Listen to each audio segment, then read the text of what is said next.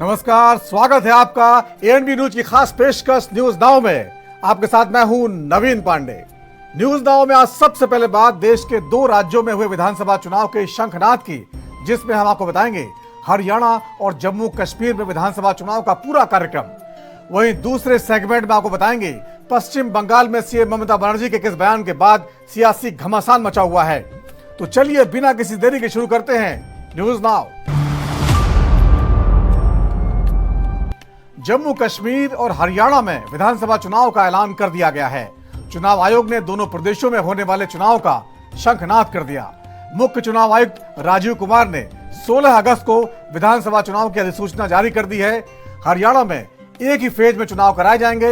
वहीं तकरीबन 1 दशक के बाद जम्मू कश्मीर में 3 चरणों में मतदान होंगे। बता दें, जम्मू कश्मीर से अनुच्छेद 370 हटने के बाद और इसे केंद्र शासित प्रदेश का दर्जा मिलने के बाद पहली बार विधानसभा चुनाव कराए जा रहे हैं।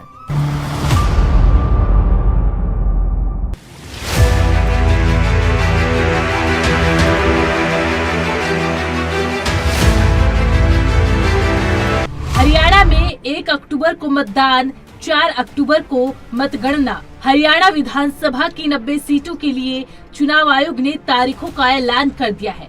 हरियाणा की सभी 90 सीटों के लिए एक ही फेज में मतदान होगा। सभी 90 सीटों पर 1 अक्टूबर को मतदान होगा और चुनाव नतीजे 4 अक्टूबर को मतगणना के बाद आएंगे। प्रेस कॉन्फ्रेंस के दौरान मुख्य चुनाव आयुक्त ने कहा कि हरियाणा की 90 में से 73 सीटें सामान्य और 17 सीटें आरक्षित है। हरियाणा में 27 अगस्त को फाइनल वोटर लिस्ट जारी होगी। उन्होंने कहा कि हरियाणा में 2 करोड़ से ज्यादा मतदाता है। 20,629 polling booth, 150 model polling booth है। Friends, coming to Haryana, we are announcing elections for Haryana also.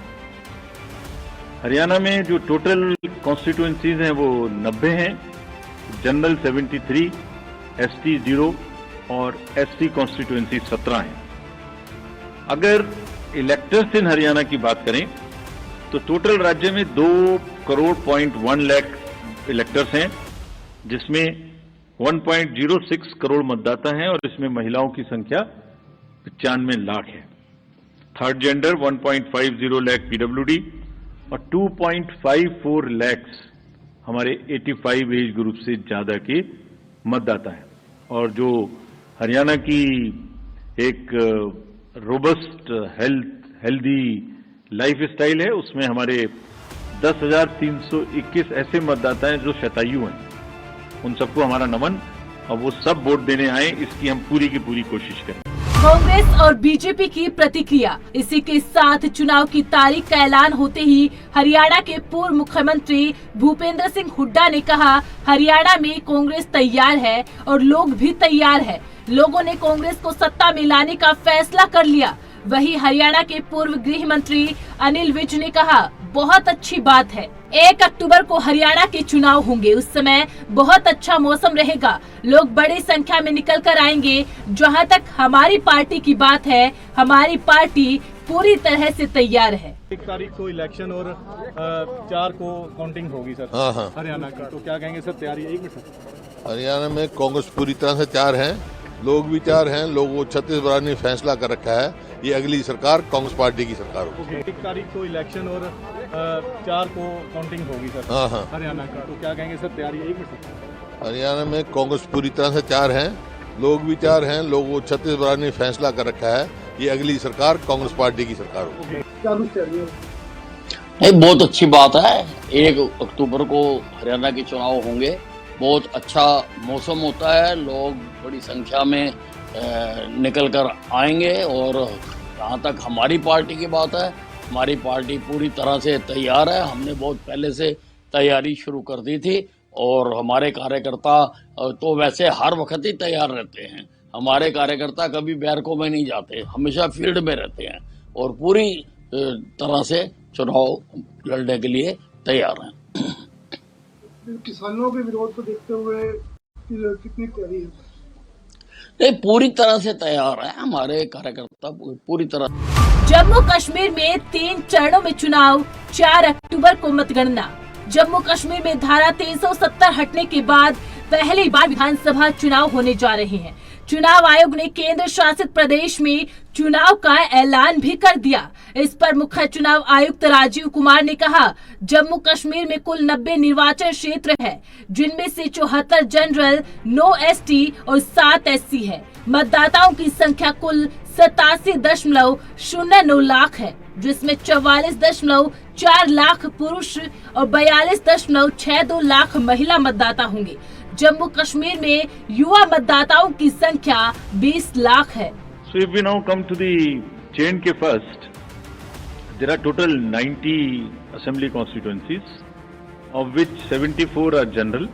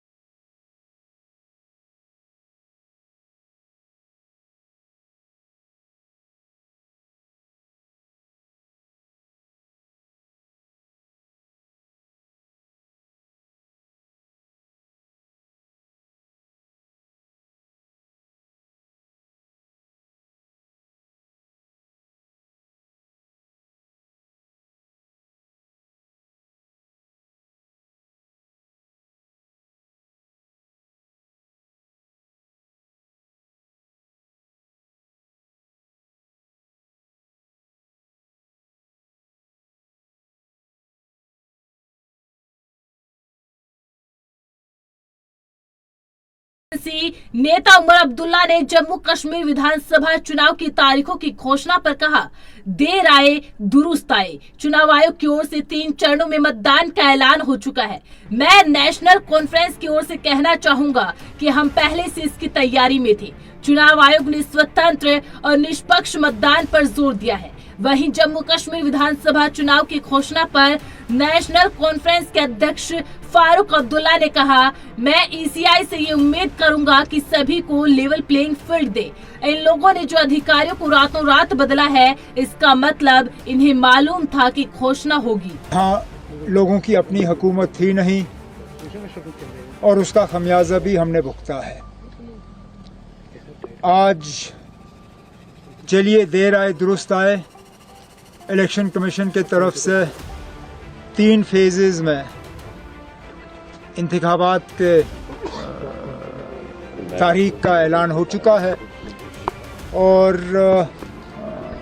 बड़ी जल्दी से जो है ये शेड्यूल जो है समाप्त होगा।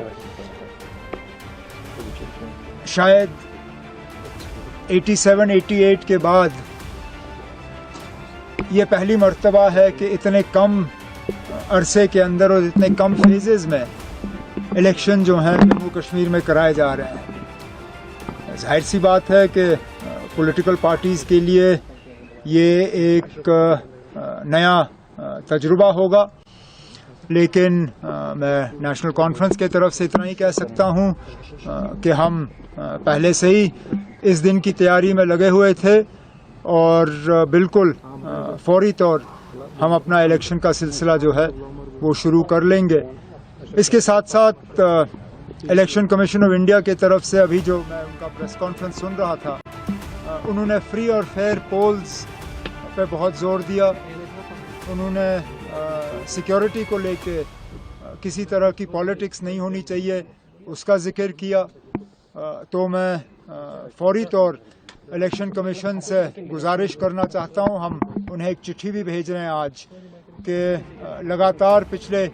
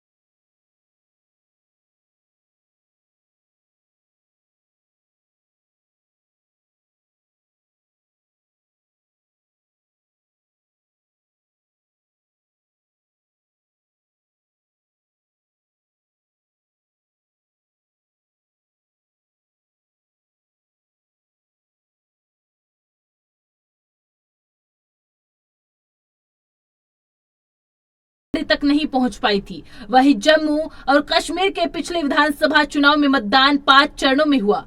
25 नवंबर 2014 को पहले चरण में जम्मू कश्मीर विधानसभा की 87 में से 15 सीटों के लिए वोट डाली गई थी। दूसरे चरण में 2 सितंबर को 18, तीसरे चरण में 9 दिसंबर को 16 और चौथे चरण में 14 दिसंबर को 18 सीटों पर मतदान हुआ था। पांचवें और अंतिम चरण में 20 दिसंबर को 20 सीटों पर मतदान हुआ था। चुनाव नतीजों का ऐलान 23 दिसंबर 2014 को हुआ था। अब लगभग 10 साल बाद जम्मू और कश्मीर में विधानसभा चुनाव होने जा रहे हैं। Special desk ANB news. Paschim Bengal में कोलकाता के RG कर मेडिकल कॉलेज में हुए हमले पर मुख्यमंत्री ममता बनर्जी के बयान के बाद सियासी बवाल मच गया है। सीएम ममता ने मेडिकल कॉलेज के इमरजेंसी वार्ड पर हुए हमले को बीजेपी और लेफ्ट से जोड़ दिया है, जिसके बाद बीजेपी और एनडीए के नेता ममता बनर्जी पर हमलावर हो गए। वहीं कांग्रेस और वाम दलों ने भी ममता के बयानों पर पलटवार करते हुए कानून व्यवस्था को लेकर निशाना साधा है। विपक्ष के हमलों के बीच सीएम ममता बनर्जी भी विरोध मार्च के लिए सड़क पर उतर गईं। बीजेपी का सीएम ममता पर पलटवार। कोलकाता के RG कर हॉस्पिटल में जूनियर डॉक्टर के साथ रेप मर्डर मामले में सियासत चरम पर है। ममता ने कोलकाता के RG कर मेडिकल पर हुए हमले में बीजेपी और वामपंथी दलों को जिम्मेदार ठहराया था, लेकिन बोलते बोलते उन्होंने कुछ ऐसा कह दिया जिसे लेकर हंगामा खड़ा हो गया। ममता ने कहा, बीती रात अस्पताल में जो कुछ हुआ वह वाम और राम का कारनामा है। इसे लेकर बवाल मच गया। बीजेपी ने ममता के बयान पर कड़ी प्रतिक्रिया देते हुए उन पर कई हमले किए। बनर्जी कहती है माँ, मानुस और माटी बंगाल, लेकिन ममता बनर्जी सत्ता के मद में इतनी चूड़ हो गई है, माँ, माटी, मानुस को तो भूल ही गई, अब भगवान श्री राम को भी गाली देना शुरू कर दी। आज बंगाल में डॉक्टर बेटी के रूप में निर्भया की फिर से उसके साथ जो दुर्दांत अपराधियों ने सत्ता के संरक्षण में बलात्कार किया, निर्भया के भी याद को भी कम कर दे रहा है। साथ ही साथ अभी खबर आई है एक युवक का सर भी कटा मिला है। ममता दीदी राम, शांति और सद्भाव के प्रतीक हैं, तो वहीं अन्याय रूपी रावण, तिरजटा, तारका, सुपनेखा का भी नाश किया है। इसलिए अब बंगाल में अन्याय रूपी रावण, तारिका, सुपनेखा का वध होना तय है। राम सद्भाव के प्रतीक हैं। आप माँ, माटी और मानुस भूल चुकी है। ममता बनर्जी जी के बयान के जवाब में इतना कहूंगा कि इसलिए उनकी वोट बैंक की सियासत है, जो कि 2021 के विधानसभा चुनाव में उनके जो मुख्य रणनीतिकार थे, जो ऑफिशियली उनके पॉलिटिकल स्ट्रेटेजिस्ट थे, उनका बयान था कि हमारी वोट गिनती 30% है। अब सारे प्रमुख लोग समझते हैं कि 30% से गिनती शुरू होने का मतलब क्या है, और बस उसी से इस बयान का अर्थ स्वयं निकाला जा सकता है कि किसके प्रति नफरत और किसके प्रति मोहब्बत उनके दिल में। देखिए, पुलिस पे तो उनको अपनी सरकार में रहते हुए भरोसा नहीं। पुलिस पे अटैक की 100 से ऊपर घटनाएं समाज सरकार में 12 से अधिक लोगों की हत्याओं की बात है। जवाहरबाग की घटना आपको याद होगा, तो मुझे लगता है जिनका कैरेक्टर ऐसा हो, उनका फैक्ट दुनिया को समझने के लिए फाइंडिंग कमेटी की जरूरत है। एनडीए नेताओं की प्रतिक्रिया। वही सीएम ममता के बयान पर एनडीए नेताओं ने भी अपनी प्रतिक्रिया दी है। जेडीयू नेता केसी त्यागी और एलजेपीआर प्रमुख और केंद्रीय मंत्री चिराग पासवान ने पश्चिम बंगाल की कानून व्यवस्था पर सवाल उठाए। उन्होंने कहा, सीएम ममता वहां कानून व्यवस्था ठीक करने की बजाय आरोप प्रत्यारोप में व्यस्त है। ममता बनर्जी के बयान की जितनी भी निंदा की जाए उतनी कम है। वो मुख्यमंत्री जैसे महत्वपूर्ण पद के योग नहीं बची। उनकी नारी संवेदनाएं मर चुकी। ममता बनर्जी के बयान की जितनी भी निंदा की जाए उतनी कम है। वो मुख्यमंत्री जैसे महत्वपूर्ण पद के योग नहीं बची। उनकी नारी संवेदनाएं मर चुकी। भाई सरकार आपकी है ना, वहाँ पर ये जिम्मेदारी ममता बनर्जी जी की खुद की बनती है ना, उनकी सरकार की जिम्मेदारी बनती है। पहले तो जो घटना घटी उसको रोकने में आप पूरी तरीके से नाकामयाब रही। आपकी सरकार, आपका शासन, आपका प्रशासन पूरी तरीके से नाकामयाब रहा। आपके रहते हुए, एक महिला मुख्यमंत्री के रहते हुए इस तरीके की घृणित घटना को वहां पे अंजाम दिया गया।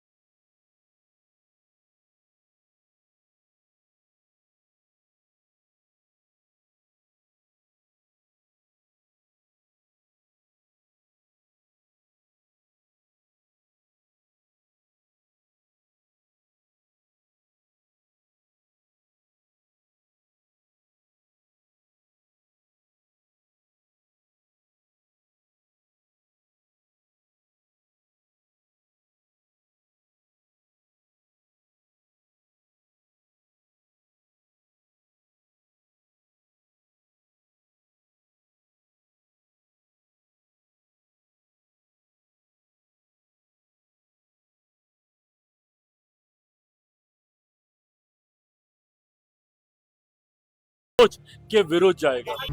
कांग्रेस और लेफ्ट ने सीएम ममता को घेरा। उधर सीएम ममता के आरोपों पर कांग्रेस और लेफ्ट ने भी उनको आड़े हाथों लिया। कांग्रेस नेता अधीर रंजन चौधरी ने सीएम ममता पर बंगाल में हुई हिंसा के सबूत मिटाने का आरोप लगाया। उन्होंने कहा कि सोशल मीडिया पर सबूत और तस्वीरें मौजूद है जो पुलिस की मदद कर सकती है। वहीं वृंदा करात ने कहा कि ममता बनर्जी शुरू से ही प्रशासन और आरोपियों के पूरे गठजोड़ को छिपाने की कोशिश कर रही है।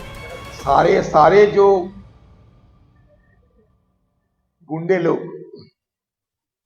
आरजी कर कॉलेज के भीतर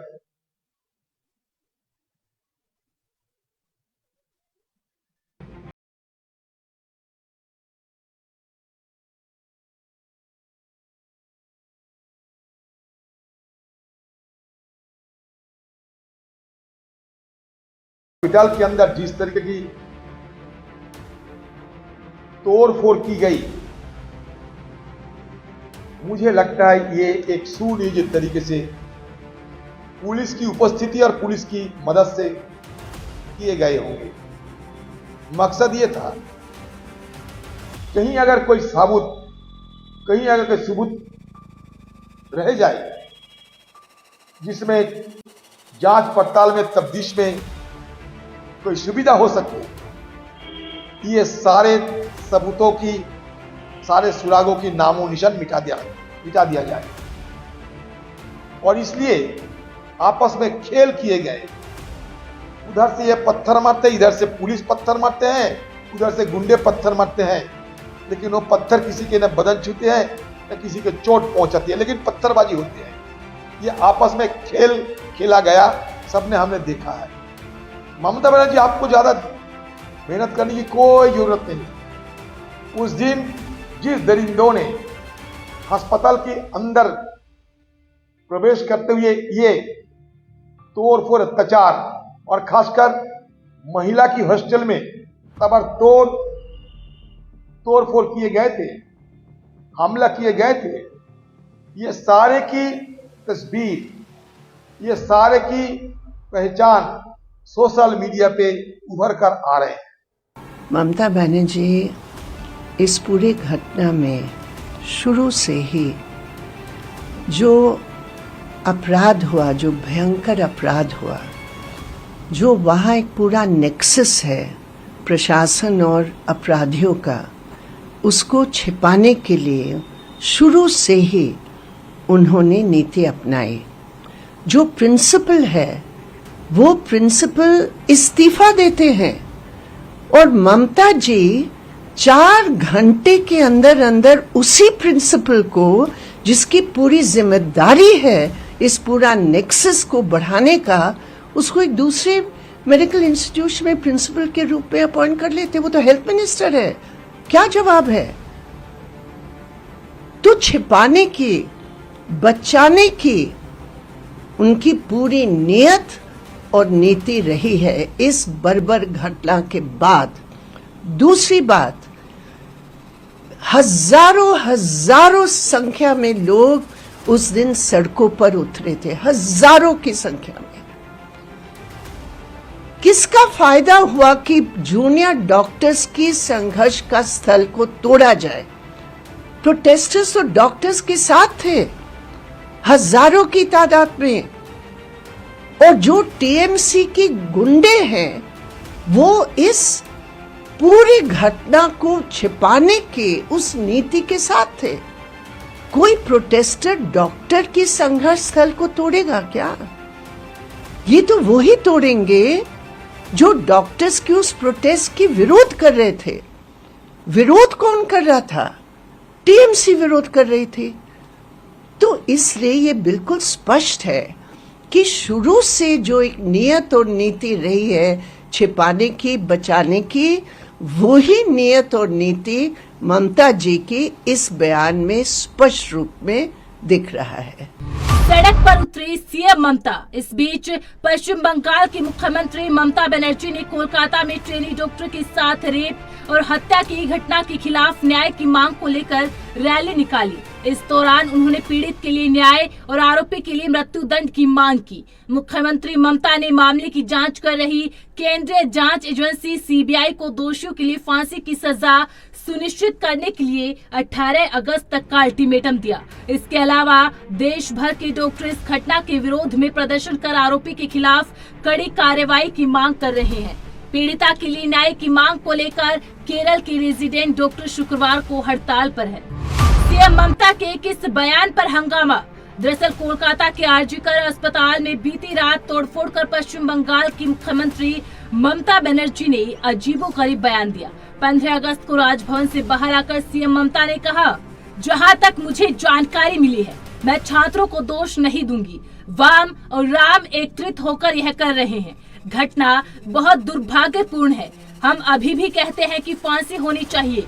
आरजीकर के छात्र आंदोलन से जुड़े नहीं हैं, वे बाहर के लोग हैं। मैंने जितनी वीडियो देखी है उसमें किसी के हाथ में राष्ट्रीय ध्वज है, वे बीजेपी के लोग हैं और कुछ लोगों के हाथ में सफेद लाल झंडे हैं। कल पुलिस पर भी आक्रमण हुआ, पुलिस के लोगों पर बहुत हमला हुआ, लेकिन मैं उन्हें साधुवाद देना चाहूंगी कि उन्होंने धीरज नहीं खोया। बुधवार को आरजी मेडिकल कॉलेज की घटना। दरअसल बुधवार रात आरजीकर अस्पताल के नजदीक पुलिस बैरिकेड तोड़कर भीड़ परिसर में घुस गई।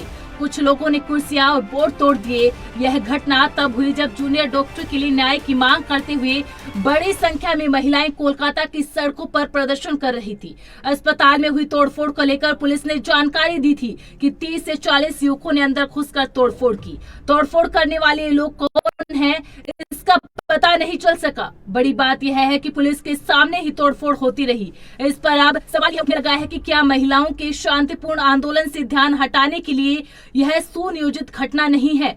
साथ ही भीड़ ने धरना मंच भी तोड़ दिया।